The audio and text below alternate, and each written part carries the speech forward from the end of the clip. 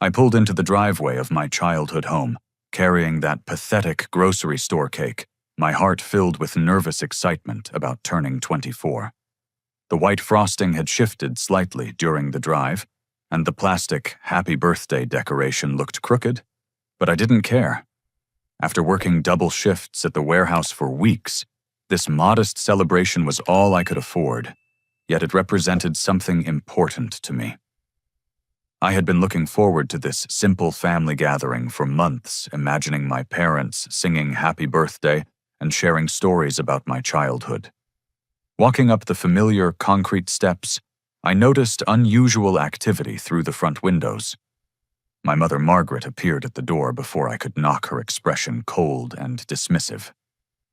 She glanced at my grocery store cake with visible irritation and delivered words that would shatter my world forever. "No celebration this year, Frederick. Your sister needs our complete attention." The cruel indifference in her voice made my stomach drop, as I realized I had become completely invisible in my own family. Standing on that doorstep holding my rejected cake felt like a physical blow to my chest. I watched my mother turn away without another word, leaving me frozen in place as the reality of her dismissal sank in. The sounds of frantic preparation echoed from inside the house with my father, Thomas, shouting instructions about flower arrangements, and my younger sister, Jessica, directing caterers around our modest living room. Through the screen door, I could see elegant white and gold decorations being hung across the ceiling, expensive floral centerpieces being positioned on tables, and my family rushing around like they were preparing for a royal wedding. Jessica emerged from the kitchen wearing a stunning emerald dress that probably cost more than I made in 2 months. Her blonde hair was professionally styled in an elaborate updo, and she wore diamond earrings I had never seen before. She spotted me through the door and rolled her eyes dramatically before walking past without acknowledgement. The contrast between her glamorous appearance and my simple work clothes made me feel even more out of place in my own home. I trudged upstairs to my childhood bedroom, still clutching that stupid cake, feeling more alone than ever before. The room remained exactly as I had left it years ago, with faded posters of basketball players and a twin bed covered in my old blue comforter. Sitting on the edge of that bed, I stared at the grocery store cake and wondered how I had become so irrelevant to my own family that they couldn't spare 5 minutes to acknowledge my birthday. The sounds of celebration continued downstairs as more guests arrived for Jessica's engagement party. I recognized the voices of aunts and uncles I hadn't seen in months, all of them laughing and congratulating Jessica on her upcoming marriage to Brandon Walsh, some hotshot attorney from the wealthy side of town. Nobody asked about me or wondered where I was during this family gathering. Feeling restless and hurt, I decided to pack some belongings to take back to my small apartment across town. As I pulled out my old duffel bag from the closet, I accidentally knocked over a shoebox that had been hidden under Jessica's former bed. The contents spilled across the hardwood floor, revealing a collection of official-looking documents that made my blood run cold.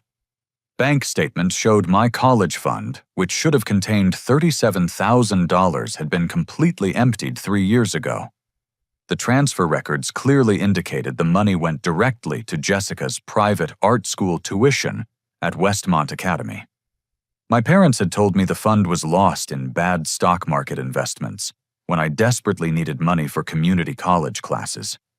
I had spent the last 3 years working warehouse jobs and living paycheck to paycheck, believing my education fund had simply vanished through their poor financial decisions. But the documents revealed a more devastating truth. Jessica had received a full academic scholarship to Westmont Academy, meaning my stolen college money had paid for unnecessary expenses while she attended school completely free.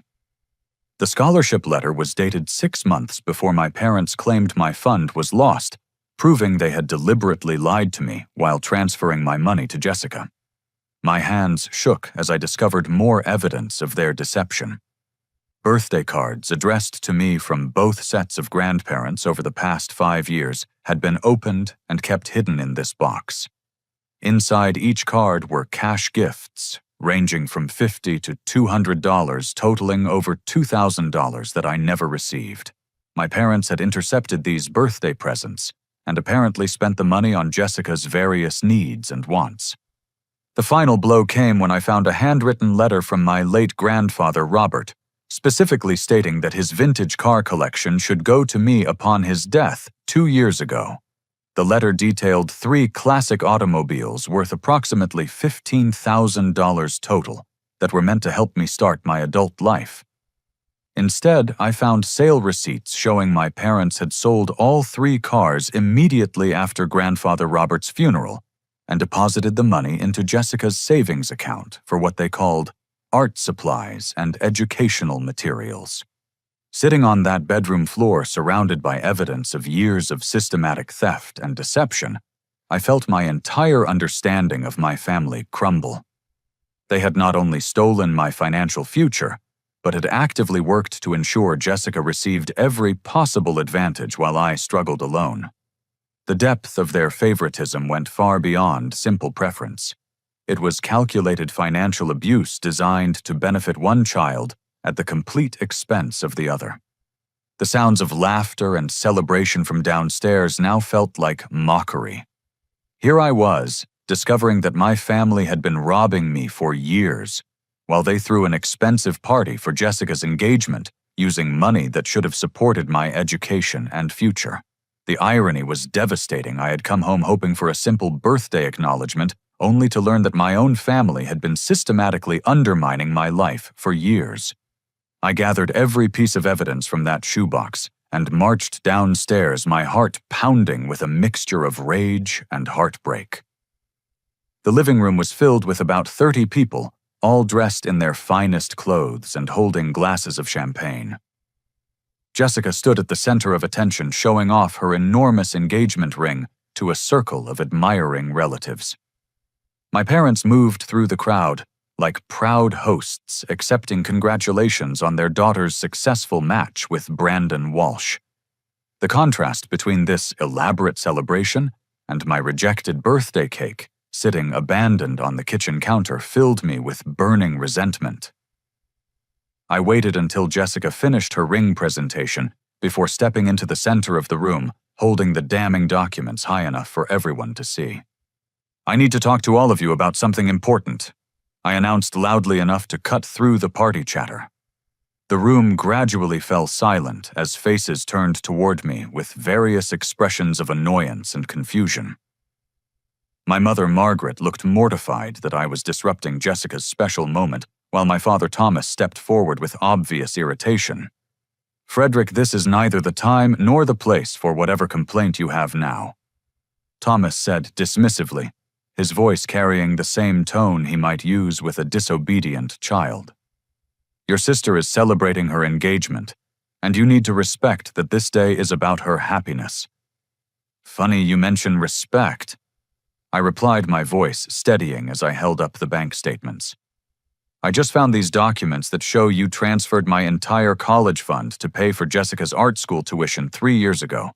You told me that money was lost in bad investments, but here's proof you deliberately stole $37,000 from my education to pay for hers."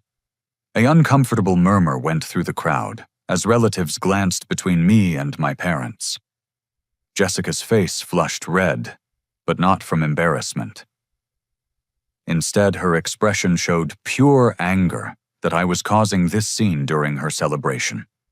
Margaret stepped forward with her chin raised defiantly, showing no trace of shame or regret. "Frederick, you have always been the independent one in this family. We made decisions that we believed would benefit everyone in the long run. Jessica needed more support because she had greater potential for social and professional success." The casualness of her admission hit me like a physical blow. She wasn't even trying to deny the theft. Instead, she was justifying it based on their assessment of our respective worth as human beings. Greater potential. I repeated, hardly believing what I was hearing.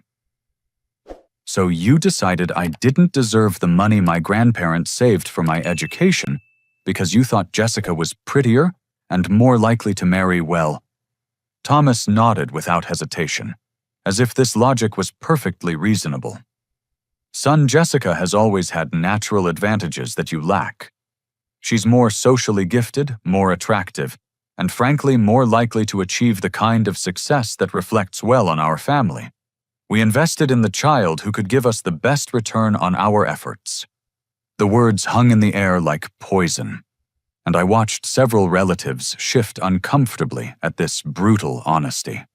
My own parents had just admitted in front of their extended family that they considered me the inferior child who didn't deserve equal treatment or investment.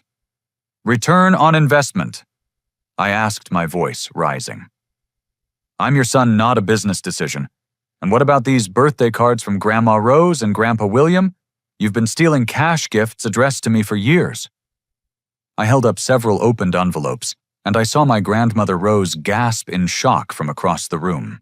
She had been sending me birthday money faithfully, believing her gifts were reaching me when they were actually funding Jessica's shopping sprees. Jessica finally spoke up, her voice dripping with contempt and superiority. Frederick, you should be grateful we kept you fed and housed all these years. Most families would have kicked out such an ungrateful, selfish person by now. Instead of complaining about ancient history, maybe you should thank us for supporting you through your pathetic warehouse jobs. Her words revealed something even more disturbing than my parents' theft. Jessica not only knew about the stolen money and hidden gifts, but she felt entitled to them. In her mind, I should be grateful for the basic care that parents owe all their children, while she deserved every financial advantage they could provide. Ancient history. I replied, pulling out my grandfather's letter about the car collection. What about Grandfather Robert's vintage cars that he specifically left to me in this letter? I just found receipts showing you sold them and gave Jessica the $15,000 for art supplies. The room fell completely silent now, and I could see several relatives looking genuinely shocked at the scope of my family's deception. My grandmother Rose had tears in her eyes as she realized how thoroughly she had been lied to about my character and situation. Margaret's composure finally cracked slightly as she realized how bad this looked to their guests. Frederick, you're causing a scene and embarrassing your sister on one of the most important days of her life. If you can't be supportive of this family, then maybe you should leave and figure out your own path forward. Figure out my own path. I laughed bitterly. I've been figuring out my own path for years while you systematically stole every advantage I should have had. You took my education fund, my birthday money, my inheritance, and then told everyone I was the ungrateful one. Thomas stepped closer to me, his face red with anger. That's enough, Frederick. You will not ruin this celebration with your selfish complaints. Either apologize to your sister and join this party properly, or get out of this house right now. The ultimatum crystallized everything for me. Even confronted with undeniable proof of their financial abuse and emotional neglect, they were demanding that I apologize and pretend to be grateful. They wanted me to smile and celebrate Jessica's success, which was built partly on money stolen from my future. Looking around the room, I saw relatives who had witnessed this entire confrontation. Some looked sympathetic to my situation, but others seemed more concerned about the social awkwardness than the injustice I had suffered. Nobody spoke up to defend me or question my parents' admission of theft and favoritism. The most devastating realization was that Jessica's engagement ring probably cost more than all the money they had stolen from me combined, yet they couldn't spare 5 minutes to acknowledge my 24th birthday. I was standing in a room full of people celebrating my sister's happiness while completely ignoring the systematic abuse that had funded her advantages. You know what? I said, finally, my voice calm, but filled with resolve. You're absolutely right. I should figure out my own path forward, and that path starts with getting as far away from this toxic family as possible. I turned to leave, but Jessica's voice stopped me cold, with one final revelation that would change everything. By the way, Frederick, remember that job interview you had at Brandon's law firm last month? The one you were so excited about. I called ahead and told them you had anger management issues and a history of workplace conflicts. I couldn't risk having my embarrassing brother working at my fiancé's prestigious firm. The admission hit me like a thunderbolt. That job interview had been my best opportunity for career advancement in years. I had prepared for weeks, researched the firm extensively, and felt confident about my qualifications. When they rejected me without explanation, I spent weeks wondering what I had done wrong during the interview process. Now I knew the truth. Jessica had deliberately sabotaged my career prospects to protect her own social standing. She had actively worked to keep me trapped in dead-end jobs while building her own success on stolen money and family connections. I left that confrontation and went straight to my bedroom feeling more isolated and betrayed than ever before in my life. Through my window, I could hear the party resuming downstairs as if nothing had happened. The sounds of laughter and celebration felt like salt in fresh wounds, reminding me that my family could return to their joy immediately after crushing my spirit. Sitting on my childhood bed, I stared at the evidence of their systematic abuse spread across my comforter. Bank statements, hidden birthday cards, inheritance documents, and receipts painted a picture of years of calculated theft designed to advantage Jessica while undermining my future. The scope of their deception was breathtaking in its thoroughness and cruelty. What hurt most was the realization that this wasn't accidental favoritism or temporary financial hardship. My parents had made conscious, deliberate decisions to steal from me repeatedly while lying about their actions and portraying me as ungrateful to extended family. They had created a false narrative where I was the problem child who couldn't appreciate their sacrifices, when the truth was that I had been systematically robbed of every advantage I should have received. Through my window, I watched guests arriving continuously for Jessica's engagement celebration. Cars filled our small driveway and lined the street, bringing relatives, family friends, and social connections who had come to honor Jessica's achievement. I recognized faces of people who had known me since childhood, yet none of them had asked about my absence from the party or wondered how I was doing in life.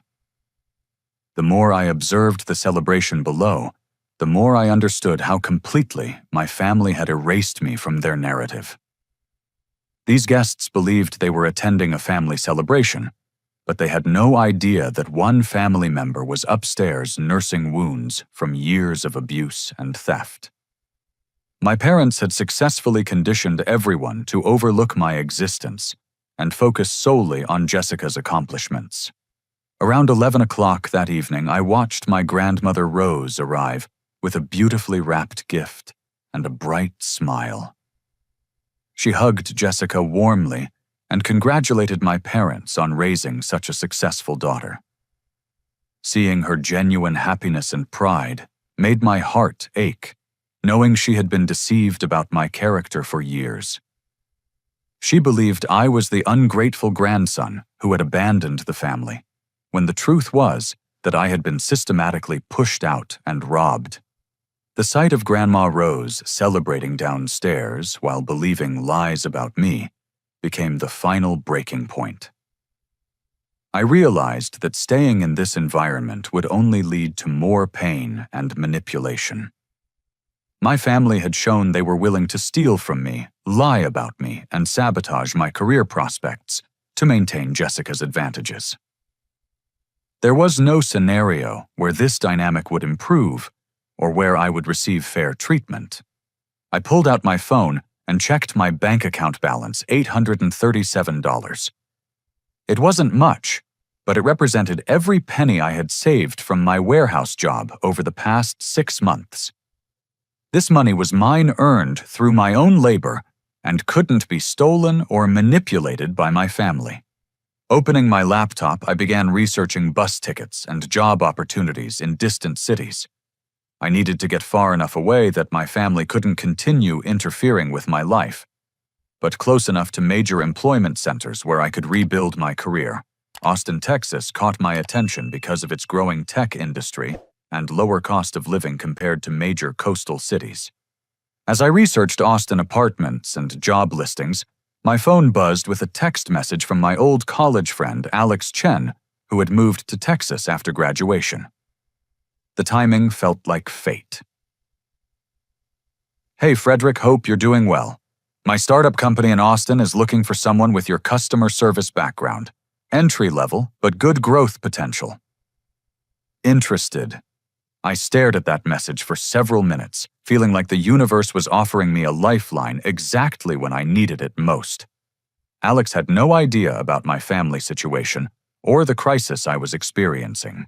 Yet his job offer represented everything I needed: distance from my toxic family, a fresh start, and an opportunity to prove my worth in an environment where I wouldn't be undermined.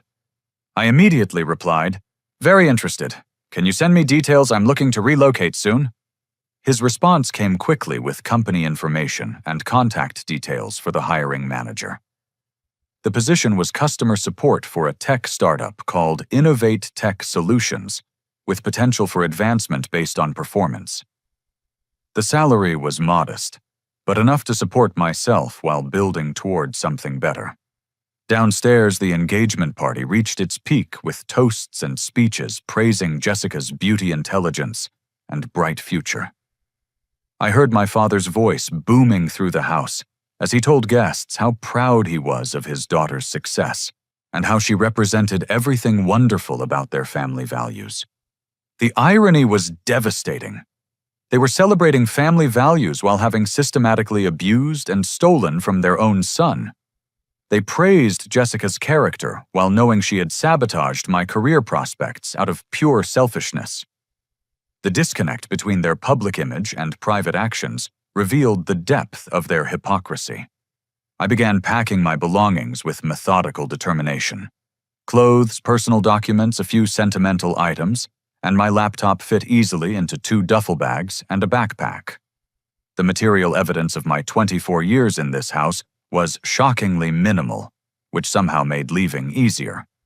As I packed, I composed a farewell letter explaining my departure.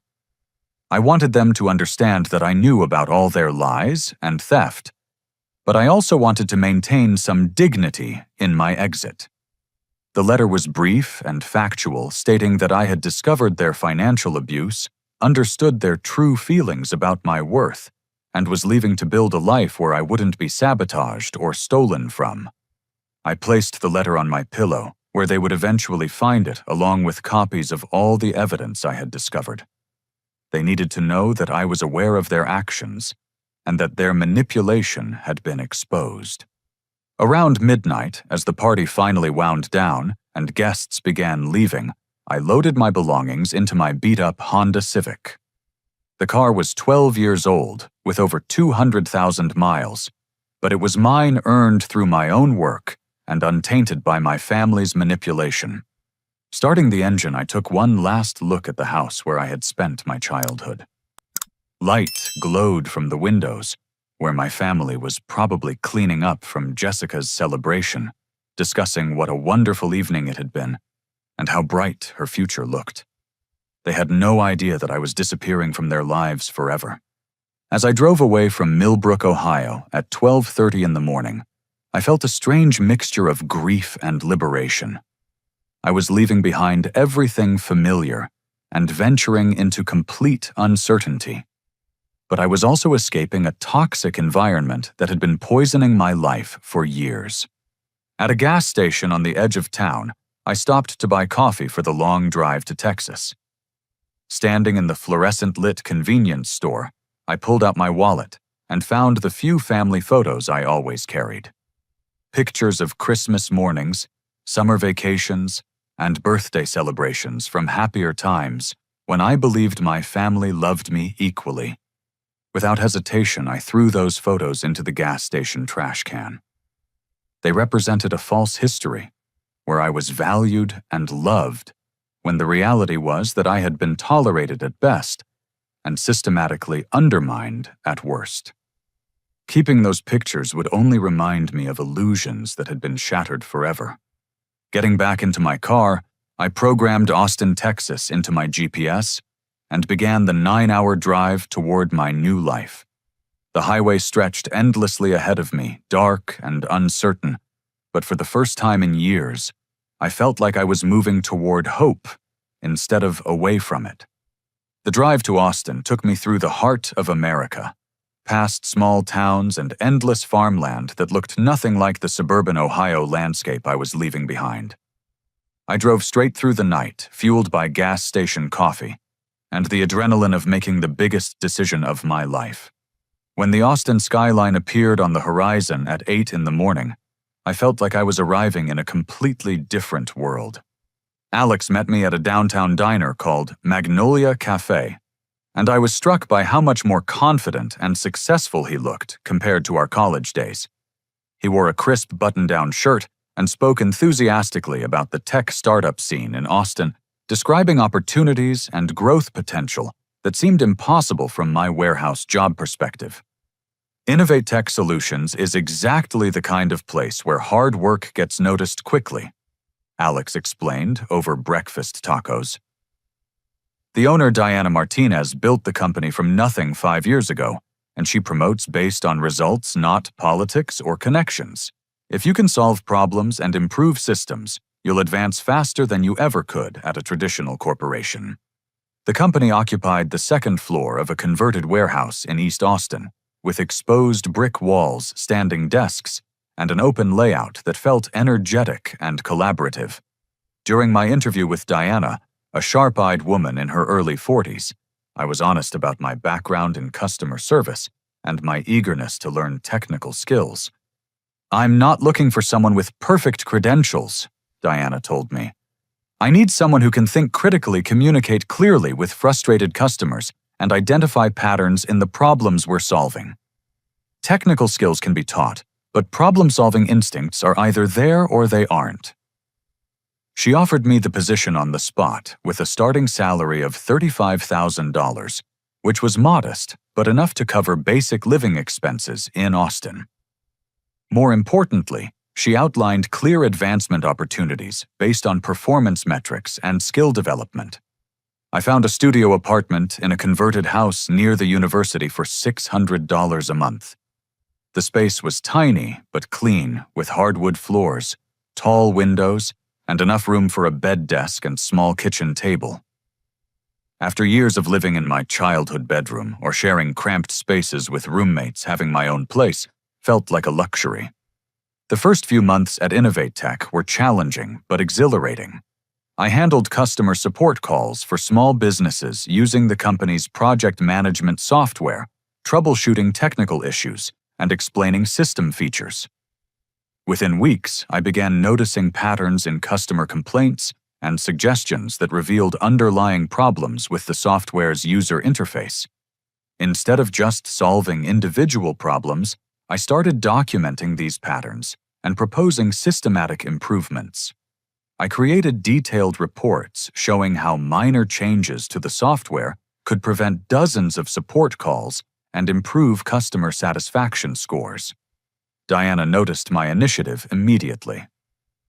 "Most customer support representatives just answer the phone and follow scripts," she told me during my 3-month review.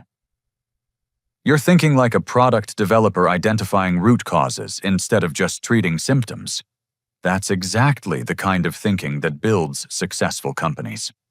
She promoted me to Customer Success Analyst with a raise to $42,000 and additional responsibilities for improving customer retention rates. The promotion came with my own desk access to development tools and opportunities to work directly with the programming team. During this period, I maintained complete silence about my family situation. I changed my phone number, deleted my social media accounts, and avoided any contact with people from my hometown. Alex knew I had left Ohio for personal reasons, but I kept the details private while focusing entirely on building my new life. The isolation was sometimes difficult, especially during holidays when my coworkers talked about family gatherings and traditions. But I reminded myself that my biological family had never provided the support and encouragement I was now receiving from my colleagues. Diana became something of a mentor, offering career guidance and challenging me to develop skills I never knew I possessed. 6 months into the job, I proposed creating a comprehensive customer relationship management system that would track user behavior, predict potential problems, and automate routine support tasks. The proposal required significant research and technical planning, but I believed it could revolutionize how the company interacted with clients. Working evenings and weekends, I taught myself basic programming languages and database management through online courses and library books. The learning curve was steep, but every small breakthrough felt like validation of my abilities and potential. My breakthrough came when a major client complained about recurring billing errors that were costing them thousands of dollars in administrative time. Instead of offering standard troubleshooting, I analyzed their entire account history and discovered that our billing system had a flaw affecting customers with certain payment schedules. I developed a solution that not only fixed their specific problem, but prevented similar issues for hundreds of other clients. The fix saved the company an estimated $50,000 in potential lost business and customer support costs. Diana was so impressed that she brought me into a senior leadership meeting to present my findings. Standing in that conference room, explaining technical solutions to executives and programmers, I felt more valued and respected than I ever had in my family home. Frederick has identified a systematic issue that we didn't even know existed, Diana announced to the team. His solution demonstrates the kind of proactive thinking that separates good companies from great ones. This is exactly why we invest in people who show initiative and analytical skills. The company implemented my billing system fix and asked me to lead a broader project reviewing all customer support processes for similar inefficiencies.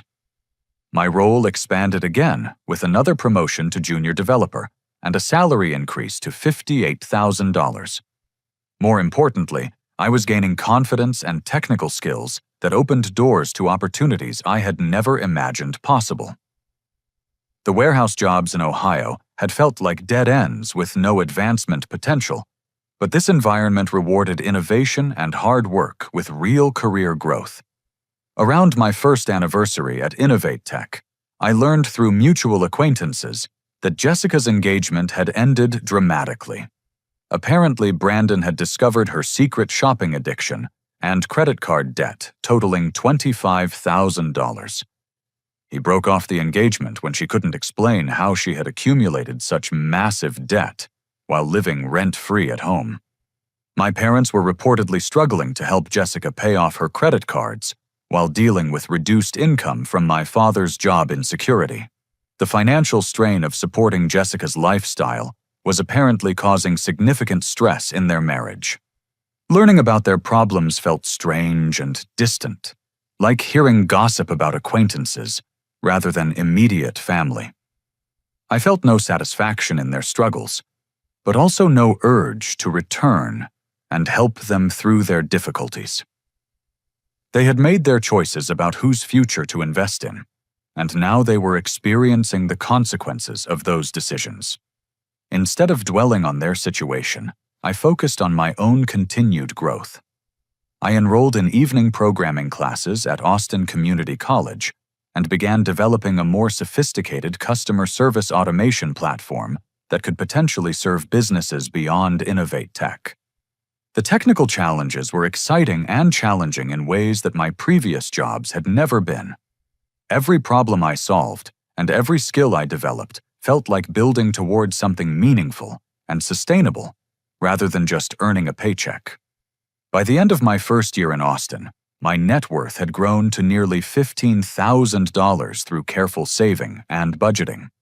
More importantly, I had developed a professional network technical skills and career trajectory that promised continued advancement based on merit rather than family connections or political maneuvering. The transformation from warehouse worker to technology professional happened faster than I had ever imagined possible, but it required complete commitment to learning and proving myself in an environment where my past didn't matter.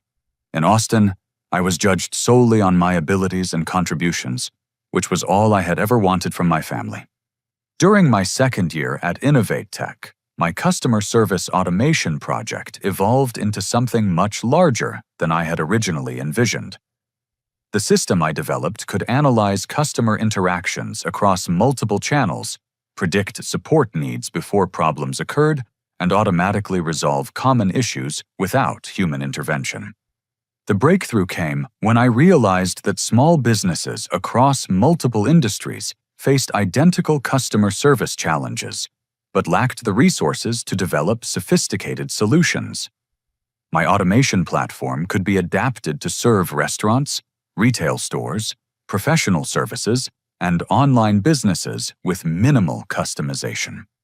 I spent 6 months refining the software during my spare time, testing it with local Austin businesses, who agreed to pilot the system in exchange for free implementation. The results were extraordinary. Participating businesses reduced customer service costs by an average of 40%, while improving satisfaction scores and response times. Word about my platform spread through Austin's tight-knit small business community, and I began receiving inquiries from companies across Texas who wanted to implement similar systems. The demand was far beyond what I could handle as a side project while working full-time at Innovate Tech. Diana noticed my distraction and growing excitement about the automation project. Rather than being concerned about potential competition, she encouraged me to pursue the opportunity and offered to provide business mentorship as I developed my ideas. Frederick, you've identified a genuine market need and created a solution that could benefit thousands of businesses, she told me during a career planning discussion. Innovate Tech will always have a place for you, but entrepreneurship might be your true calling. If you decide to start your own company, I'll support you however I can. Her encouragement gave me the confidence to research business formation, intellectual property protection, and funding options for technology startups. The learning curve was intimidating, but every challenge felt manageable compared to the emotional abuse and financial theft I had overcome in my family situation. Through Austin's entrepreneurship network, I met Rachel Chen, a venture capitalist who specialized in early-stage technology companies. Rachel had built several successful businesses before transitioning to investment, and she was known for supporting founders who solved practical problems with innovative approaches. During our first meeting at a coffee shop downtown, I demonstrated my customer service automation platform using real data from pilot businesses. Rachel immediately grasped the potential market size and revenue opportunities. Small businesses spend billions of dollars annually on customer service that could be automated or streamlined, Rachel explained. Your platform addresses genuine pain points with measurable cost savings. The scalability is enormous because every business needs customer service, but most lack the technical expertise to optimize these processes. She offered to invest $200,000 in exchange for a 20% equity stake contingent on my commitment to leave Innovate Tech and focus full-time on building the company. The investment would cover software development, marketing, legal expenses, and 18 months of operating costs while we established the business. The decision to leave my stable job and pursue entrepreneurship felt terrifying and exhilarating simultaneously. I had spent 2 years building security and professional credibility, but this opportunity represented everything I had hoped to achieve through hard work and innovation. I gave Diana 6 weeks' notice and worked diligently to transition my responsibilities to other team members. She was genuinely excited about my entrepreneurial venture and offered to serve as an advisor and potential customer for my new company. You're making the right decision, Diana assured me during my final week at Innovate Tech. I've watched you grow from customer support representative to innovative developer in record time. Your work ethic and problem-solving skills will make this business successful, and you'll never wonder what might have been if you hadn't taken this risk. I named my company ConnectFlow and established offices in a shared workspace near downtown Austin. The environment was filled with other startups and entrepreneurs, creating an atmosphere of innovation and ambition that energized me daily. My first major decision was hiring Diana as Chief Operating Officer. She had expressed interest in leaving Innovate Tech to pursue new challenges, and her business experience complemented my technical skills perfectly. Together, we developed a comprehensive business plan, marketing strategy, and customer acquisition approach. The early months were intense and demanding, requiring 12-hour days and constant problem-solving as we refined the software and built our customer base. But every challenge felt purposeful and meaningful because I was building something that belonged to me and reflected my vision. Our first major client was a regional restaurant chain that operated 23 locations across Texas. They implemented ConnectFlow to handle reservation management, complaint resolution, and customer feedback analysis. Within 3 months, the chain reduced customer service labor costs by 38% while improving online review scores and customer retention rates.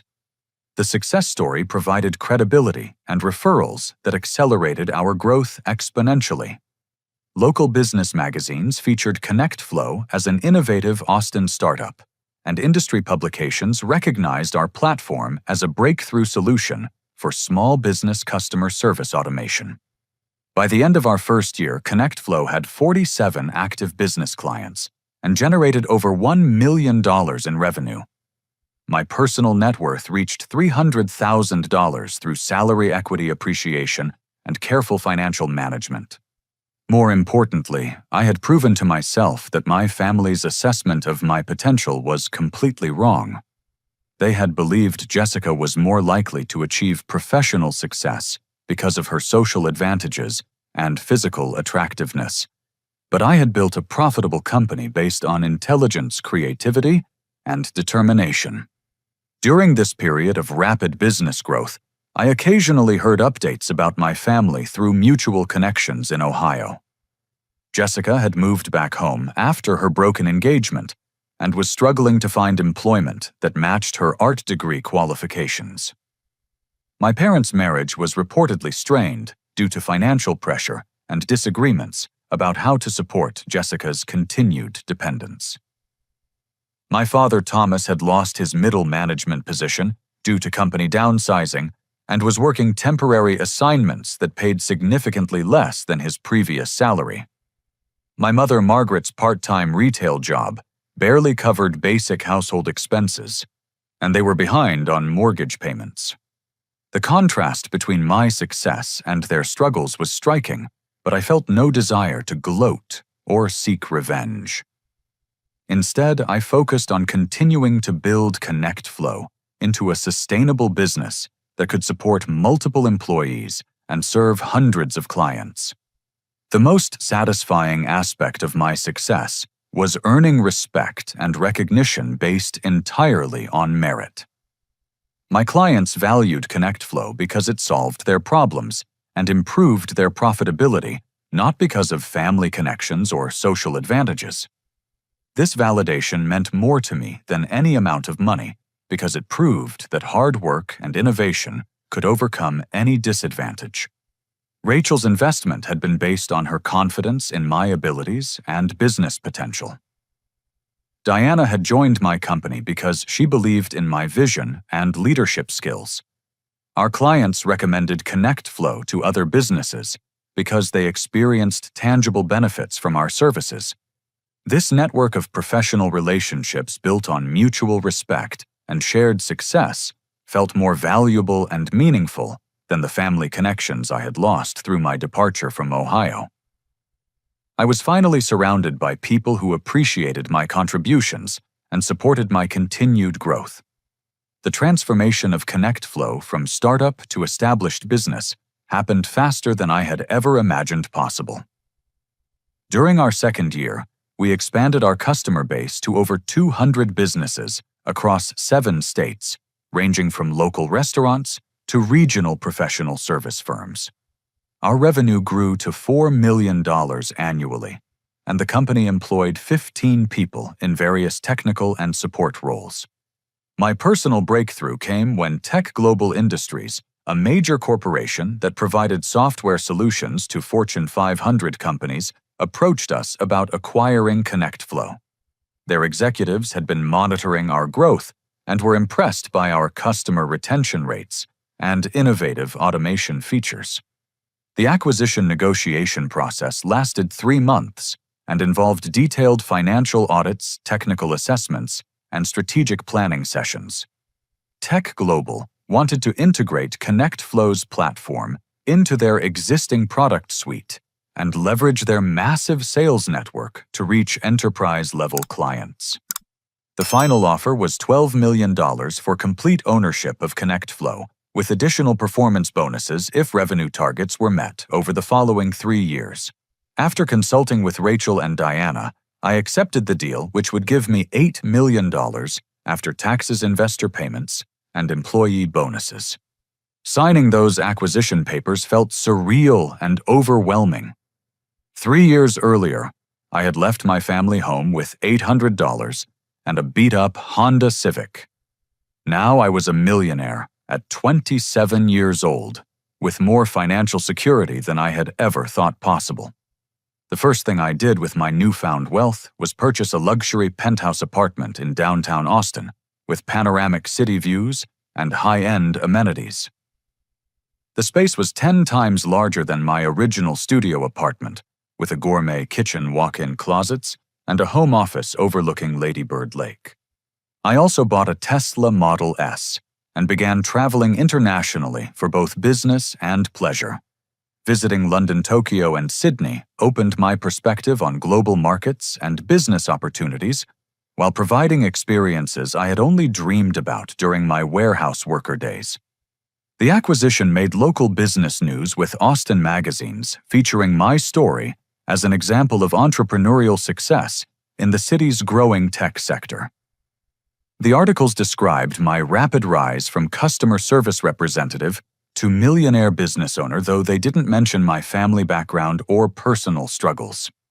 These publications were apparently discovered by people in my hometown because my family began learning about my success and attempting to re-establish contact. The first approach came through social media, where Jessica created multiple fake accounts to send me messages claiming she had grown and matured since our last interaction. Her messages were carefully crafted to sound remorseful and loving, describing how much she missed our relationship and regretted the misunderstandings that had driven us apart. She claimed to have learned from her mistakes and wanted to rebuild our sibling bond based on mutual respect and appreciation. What Jessica didn't realize was that her messages revealed her continued manipulation and self-centeredness. She described our conflicts as misunderstandings, rather than acknowledging her role in sabotaging my career or supporting our parents' financial abuse. Her apologies focused on how bad she felt, rather than recognizing the actual harm she had caused. My mother, Margaret's approach was more direct, but equally manipulative. She began leaving voicemails on my business phone number, which she had obtained through public records associated with ConnectFlow. Her messages claimed she had always believed in my potential, and that our family conflicts were based on communication problems that could be resolved through honest conversation. Margaret's revisionist history was breathtaking in its audacity. She portrayed herself as a loving mother who had always supported my ambitions, conveniently forgetting her admission that she considered Jessica more worthy of investment because of her social advantages. The voicemails made no mention of stolen birthday money, transferred college funds, or deliberate career sabotage. My father, Thomas, took a professional approach, reaching out through LinkedIn with messages praising my business accomplishments and suggesting we should reconnect as successful adults who had overcome youthful disagreements. His messages positioned our conflicts as normal family tensions that naturally resolved as people matured and achieved their goals. The coordinated nature of their outreach revealed that they had developed a strategy for winning me back, probably motivated by their own financial struggles and knowledge of my newfound wealth. Their messages arrived within weeks of each other, all using similar language about growth, forgiveness, and family bonds. I saved every message and voicemail they sent, but responded to none of them. Their sudden interest in rebuilding relationships coincided suspiciously with learning about my financial success, suggesting their motivations were more practical than emotional. Through my network in Ohio, I learned more details about their deteriorating situation. Jessica's credit card debt had grown to over $30,000 as she continued spending money she didn't have while living unemployed at home. She had applied for numerous positions, but struggled to find employers willing to hire someone with an expensive art degree and no practical work experience. My parents' financial problems had worsened significantly. Thomas had been unemployed for 6 months after his temporary assignments ended, and Margaret's retail job provided barely enough income to cover basic utilities. They were facing foreclosure on their home and had borrowed money from relatives to avoid immediate eviction. The irony of their situation was obvious, but not satisfying. They had spent years investing everything in Jessica's success while neglecting and undermining my potential, yet Jessica's advantages had produced no meaningful career or financial stability. Meanwhile, the son they had written off as less worthy had achieved more success than any of them had ever imagined possible. Their desperation became more apparent as their outreach intensified. Margaret's voicemails grew longer and more emotional, describing health problems and financial stress that could be resolved if their family could reunite. Jessica's messages became more frequent and personal, sharing memories of childhood moments when we had gotten along well. Thomas began sending newspaper clippings about my business success, along with handwritten notes expressing pride in my accomplishments. The notes carefully avoided mentioning our conflicts while emphasizing his role in shaping my work ethic and determination through childhood lessons. The most manipulative approach came when they involved my grandmother Rose, who called my office claiming she was dying and wanted to see me before passing away. The call was clearly orchestrated by my parents, but it represented a new low in their willingness to exploit family relationships for financial gain. I verified through other relatives that Grandma Rose was in good health and not facing any immediate medical crisis. Learning that they were willing to fake her death to manipulate me into contact confirmed that their current outreach was entirely self-serving rather than based on genuine remorse or love. Their desperation revealed the complete failure of their family investment strategy. They had stolen from me to support Jessica's education and social advantages, yet she had produced no return on their investment. Her broken engagement, unemployment, and mounting debt proved that attractiveness and social connections meant nothing without work ethic and practical skills. Meanwhile, the son they had dismissed as less worthy had built a multi-million-dollar business through intelligence determination and ethical behavior. My success had been achieved despite their sabotage, rather than because of their support, proving that their assessment of my potential had been completely wrong. As their financial situation continued deteriorating and their outreach became more desperate, I realized they were finally experiencing consequences for years of favoritism and abuse. Justice was being served not through any action on my part, but through the natural results of their own choices and character flaws. 2 years after the acquisition of ConnectFlow, I made a decision that would close the most painful chapter of my life forever. My family's financial situation had reached a crisis point, with foreclosure proceedings and mounting medical bills creating genuine hardship that extended beyond my immediate parents and sister. I had been monitoring their situation through mutual acquaintances and occasional Google searches, maintaining awareness without direct contact. The information I gathered painted a picture of people who were finally experiencing the consequences of years of poor decisions and character flaws. My father Thomas had been diagnosed with a serious heart condition that required expensive treatment, not fully covered by his limited insurance. The medical bills were pushing my parents toward bankruptcy, while they struggled to maintain their home and support Jessica's continued unemployment. Jessica herself had become increasingly isolated and depressed as her debt grew and employment prospects dwindled. Her art degree qualified her for very few positions that could support independent living, and her lack of practical work experience made her unemployable in most professional environments. The situation came to a head when I received a desperate letter from my grandmother Rose, who had finally learned the truth about our family conflicts.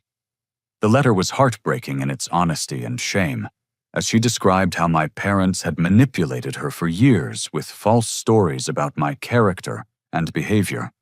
"Frederick, I am so ashamed of how I treated you at Jessica's engagement party," Grandma Rose wrote in shaky handwriting. "Your parents told me you had become selfish and ungrateful, that you refused to help family and only cared about yourself. I believed them because I trusted their word about their own children. Now I know they were lying to cover up their own terrible behavior toward you." She explained that other relatives had gradually revealed pieces of the truth about my stolen college fund, hidden birthday gifts, and the systematic favoritism that had driven me away. The full picture of my parents' financial abuse had finally become clear to extended family members who had been deceived for years. "I understand why you left and why you haven't returned," her letter continued. "But I also know that you are a good person with a kind heart despite everything they did to you. Your grandfather Robert would be so proud of the man you became, and he would want you to show mercy to people who need help, even if they don't deserve it." Reading that letter in my Austin penthouse, surrounded by the success I had built through my own efforts, I felt a complex mixture of vindication and sadness. My grandmother's acknowledgement of the truth validated everything I had experienced, but it also highlighted the cost of my family's dysfunction. I decided to return to Millbrook for the first time in 4 years, driving my Tesla through familiar streets that looked smaller and shabbier than I remembered. The town seemed frozen in time, while I had grown and changed beyond recognition. My childhood home showed obvious signs of financial distress. The lawn was overgrown, paint was peeling from the shutters, and a "for sale" sign stood prominently in the front yard.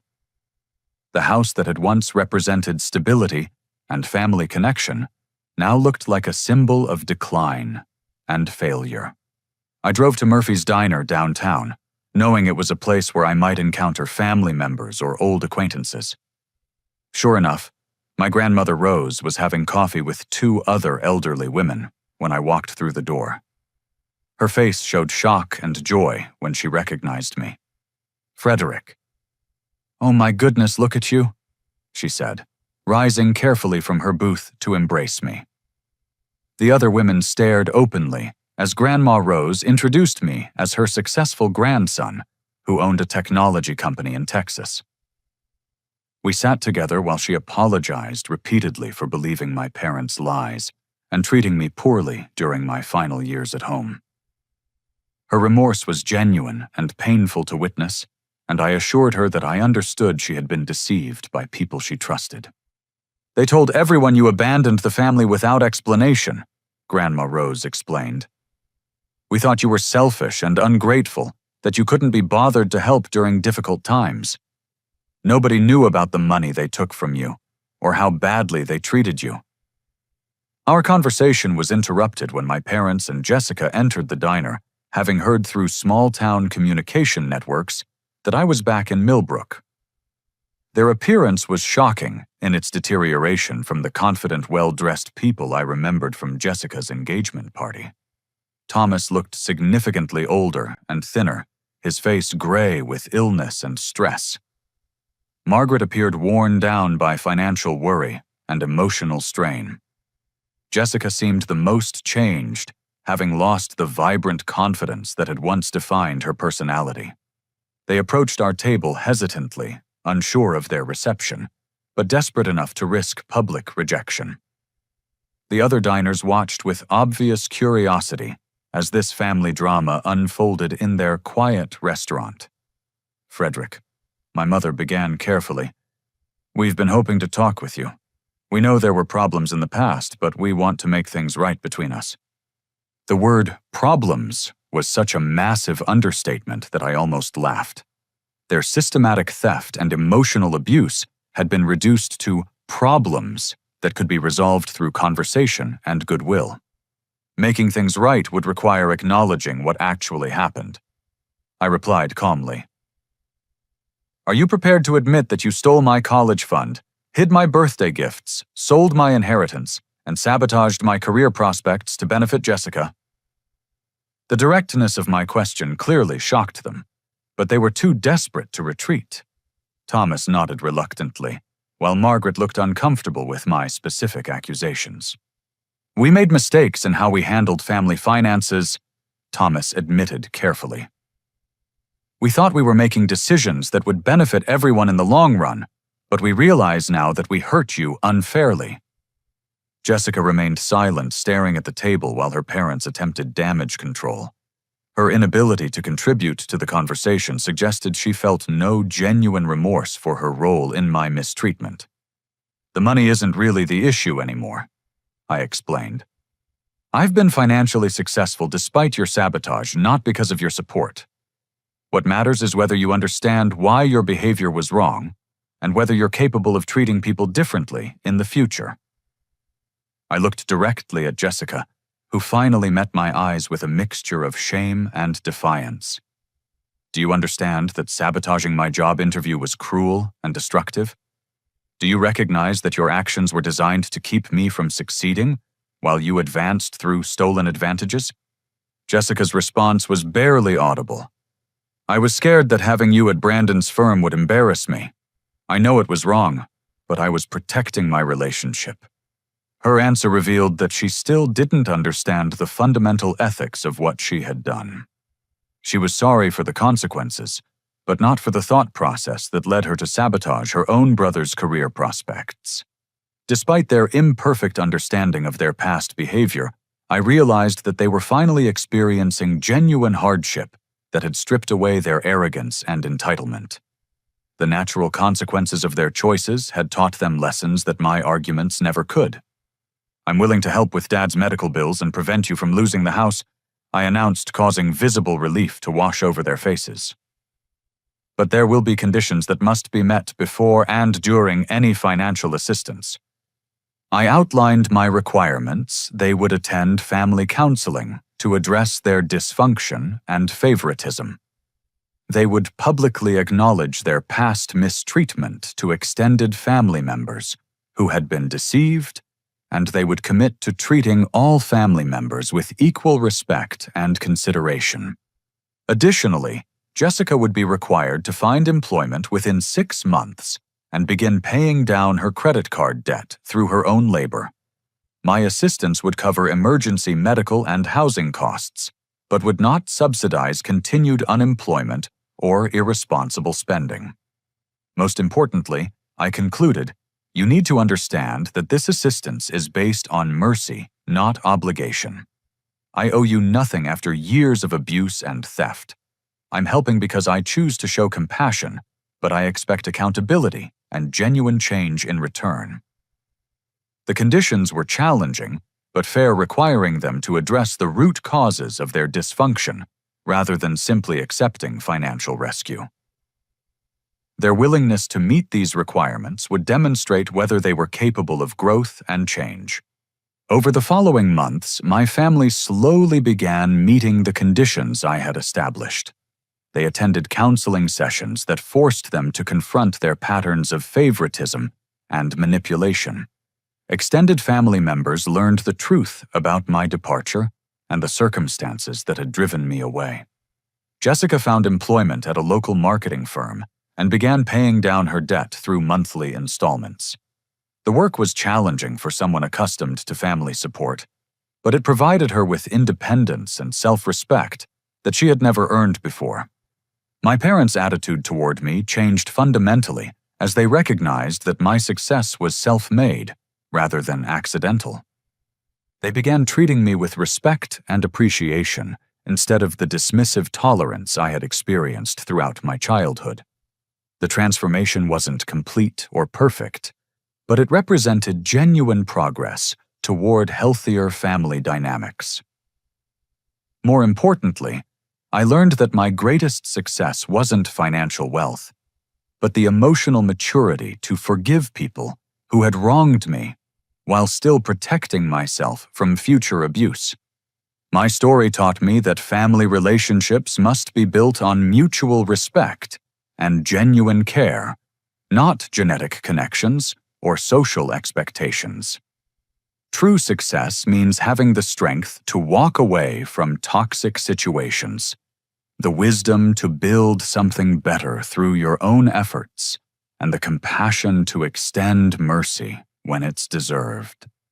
The revenge I had once imagined never materialized because it became unnecessary. The natural consequences of their choices provided more justice than any action I could have taken, while my success proved that their assessment of my worth had been completely wrong. Looking back, I realized that leaving my family was the most difficult and most important decision of my life. It required tremendous courage to walk away from everything familiar and rebuild my entire existence around different values and relationships. But that decision led to experiences and achievements I never could have imagined while trapped in their toxic dynamic. Building ConnectFlow, earning millions of dollars, and creating genuine professional relationships taught me lessons about my own capabilities that transformed how I saw myself and my potential. The most valuable lesson I learned was that your past doesn't determine your future unless you allow it to. People who underestimate you are providing an opportunity to prove them wrong through your actions and achievements. The greatest gift you can give yourself is the freedom to become who you're meant to be, regardless of other people's limitations or expectations. My 24th birthday began with rejection and a grocery store cake, but it ended with the first steps toward a life of independence and success. Sometimes the worst moments in our lives are actually doorways to our greatest achievements, if we have the courage to walk through them. To everyone listening who has felt undervalued or overlooked by the people closest to them, your worth isn't determined by their opinions or treatment. You have the power to build something better through your own efforts, and the family you create through genuine relationships will be more valuable than any connection based on blood alone. Now I want to hear from all of you who have made it through this entire journey with me. Have you ever had to walk away from toxic family relationships to protect your own future and well-being? What gave you the strength to choose your own path over family expectations? Please share your experiences in the comments below, because your stories might inspire someone else who is facing similar difficult decisions. If this story resonated with you and reminded you that success is possible despite difficult beginnings, please hit that like button to let me know it was worth sharing. Make sure to subscribe for more stories about overcoming adversity and building success through determination and hard work. And please share this story with anyone who might need to hear that their family's opinion of them doesn't define their potential. Sometimes people need to know that others have walked similar paths and found their way to better lives on the other side of difficult choices. Thank you for listening to my story and allowing me to share these deeply personal experiences with you. I hope it brings you comfort, inspiration, or simply the knowledge that you're not alone in whatever challenges you're facing. Until next time, remember that your future is in your hands, regardless of where you started or who believed in you along the way.